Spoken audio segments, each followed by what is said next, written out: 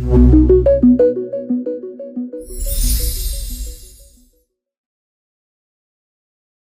bintang tamu pada malam hari ini adalah seorang artis yang juga sering membintangi film horor dan merasakan aura-aura mistis, sangat sensitif.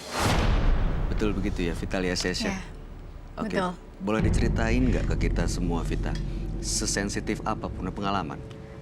Aku sih kalau lihat secara langsung ya, mudah-mudahan sih nggak jangan sampai gitu. Tapi kalau untuk ngerasain ada hal yang gaib atau nggak enak, itu aku emang bisa berasa. Jadi cukup peka gitu ya. Oke, informasi yang saya punya katanya kamu pernah dikasih tahu orang bahwa ada sosok yang mengikuti kamu gitu. Iya, itu katanya Khodam ya. Aku nggak ngerti ya. Jadi katanya ada turunan, katanya punya nggak tahu deh ilmu turunan atau apa, nggak ngerti. Yang di belakang aku tuh katanya Prabu Siliwangi katanya. Tapi kan aku walau-alam ya, gitu kayak gitu-gituan sih, aku kembali lagi sama yang di atas. Tapi kamu sendiri orangnya percaya nggak seperti Ya percayanya ada makhluk gaib ya pasti percaya. pernah melihat? Itu dia tadi aku bilang kalau melihat Enggak jangan ya? sampai. Belum pernah mudah-mudahan ya. Iya. Oke, Kalau mimpi ya sering. Kalau Tapi mimpi kalau sering. langsung nggak. malam hari ini yang akan hadir di sini adalah partisipan kita. Dia mengaku memiliki banyak jimat dalam tubuhnya. Malam hari ini kami akan hadirkan dengan nama samaran. Kami persilahkan Ipung.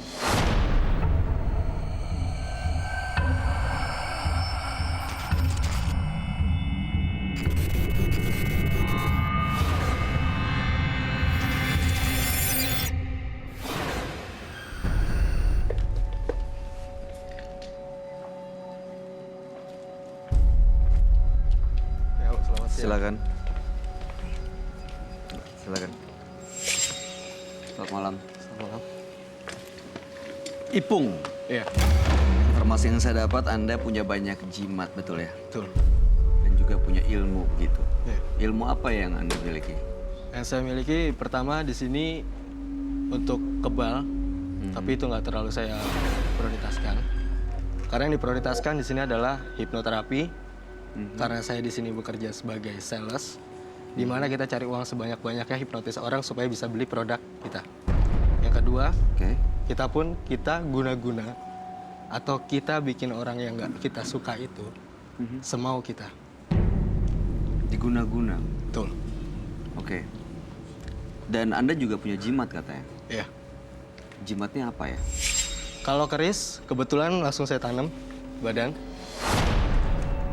Mungkin di sini karena kita kalau di perguruan itu kebanyakan bukan yang namanya teori, tapi langsung praktek.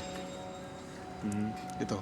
Apalagi? Karena kita nggak dipamer-pamerin ke semua orang, langsung kita tanam badan. Selain keris? Selain keris, kita juga ada dari salah satu daerah. Kita ada warisan juga dari luhur. Itu namanya primbon, seperti buku. Buku itu ajarannya itu segala ada, cuma pakai yang namanya bahasa-bahasa keraton. Seperti itu. Oke. Tujuan Anda malam hari ini datang ke sini? Tujuan saya di sini saya mencari pencerahan, gimana saya bisa ilangin itu semua, termasuk yang di badan saya. Karena saya pengen hidup normal lagi seperti sedia kala, layaknya orang-orang. Karena saya di sini semakin lama semakin tua, dan di sini pun saya juga nggak mau yang namanya meninggal itu sakaratul maut susah. Oke. Sebaiknya Anda langsung cerita ke teman kami. Dia adalah seorang indigo. Kami persilahkan Roy Kiyoshi.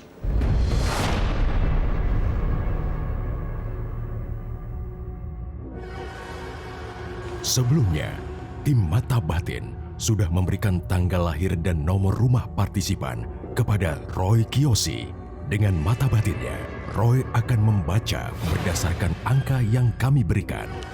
Ipung, pria yang terlahir pada tanggal 21 bulan 7 tahun 96. Dia tinggal di rumah nomor 57. Saya melihat dia mewarisi ilmu gaib dari leluhurnya. Karakternya mudah emosi, membuatnya sering mencelakai orang, dan banyak korban yang telah dikorbankan.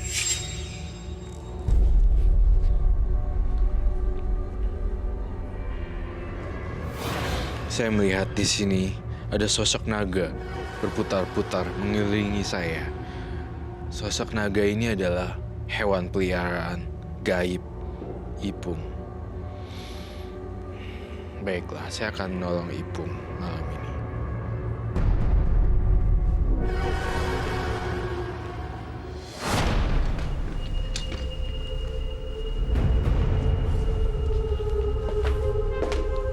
Halo.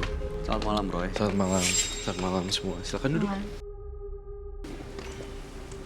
Baik, bernama Ipung, tanggal lahir 21 bulan 7 tahun 96. Iya, betul.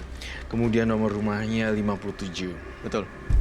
Iya, Roy, dan ini katanya benar Anda adalah orang yang memiliki jimat ditanam keris di badan, lalu juga suka mengguna-guna orang lain dengan ilmu kebal dan juga ilmu-ilmu lain yang Anda miliki, betul ya? Betul. Iya. Silakan, Roy. Jadi saya lihat kamu membalas dendamnya dengan ilmu-ilmu kebal, ilmu santet, dan pokoknya membalaskan dendamnya dengan hal-hal yang berhubungan dengan ilmu gaib. Itu yang paling dasar sekali saya ngelihat di sini sebenarnya ada sosok, ya kain kafan sih, bentuk kain kafan, gitu. Kain kafan. Ritualnya menggunakan kain kafan ya. Betul.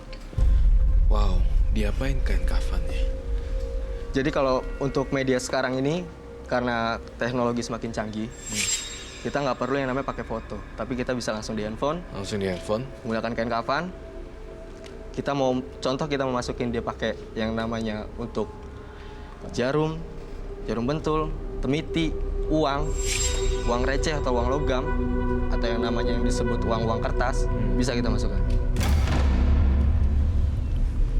Dibungkus kain kafan. Dibungkus kain kafan. Setelah itu apa yang terjadi? Setelah itu kita ritual, kita muti dulu sebelumnya, habis itu kita ritual, habis kita ritual, baru kita tanamkan ke orang itu.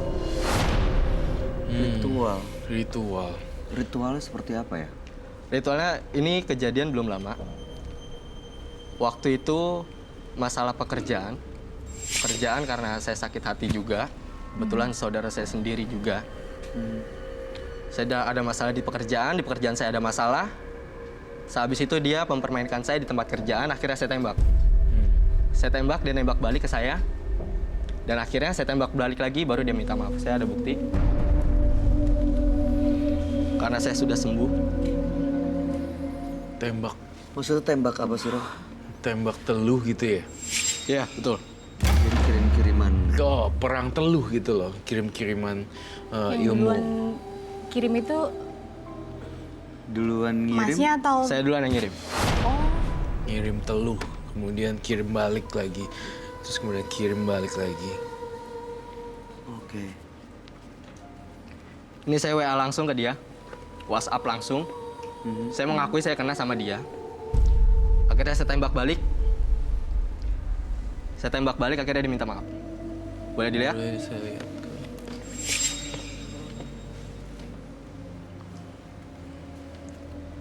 Saya memakai gelang hitam. Gelang saya hitam.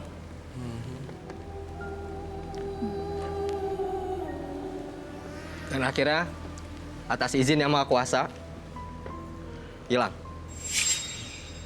Ini perang teluh ya? Iya. Perang santet lah ya? Perang santet. Jadi kau ngirimin, nggak terima, jadi kirim balik lagi, Kirim lagi. Saya tiba-tiba melihat gambaran ini loh.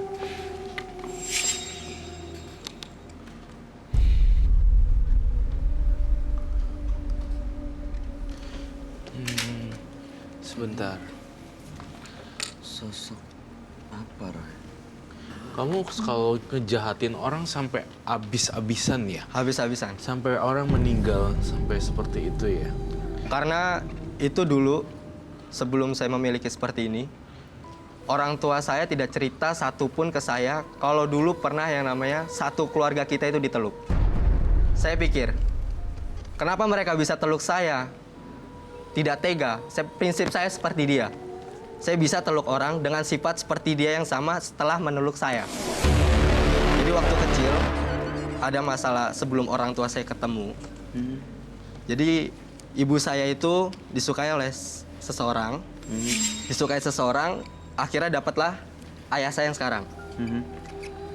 Dapat ayah saya, ternyata pacarnya itu tidak terima.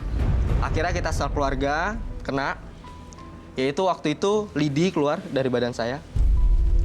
Lidi, habis itu uang logam, sama uang 10 ribuan dulu yang gambarnya ibu-ibu. Oke. Sehabis itu, saya tahu semenjak saya mendalamkan ilmu ini. Saya mendalamkan ilmu ini, saya baca terawang masa lalu saya tanya orang tua saya apakah betul itu orang yang waktu itu neluk kita. Dia jawab, ya. Benar. Roy, Ya. ini apa ya? Ini sosok kepala yang dikorbankan. Jadinya apapun yang si Ipung lakukan ini bisa sampai putus-putusan semuanya. Jadi orang itu meninggal langsung. Ada yang bisa langsung gitu sebenarnya kalau Langsung meninggal. Iya, serem banget, serem sih, lumayan serem.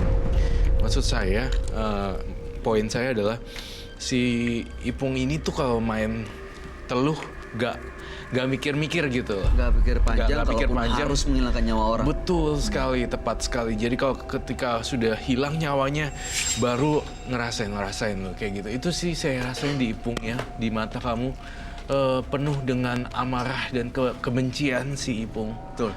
Iya, betul sekali ya. Betul. Dendam banget ya. Dendam.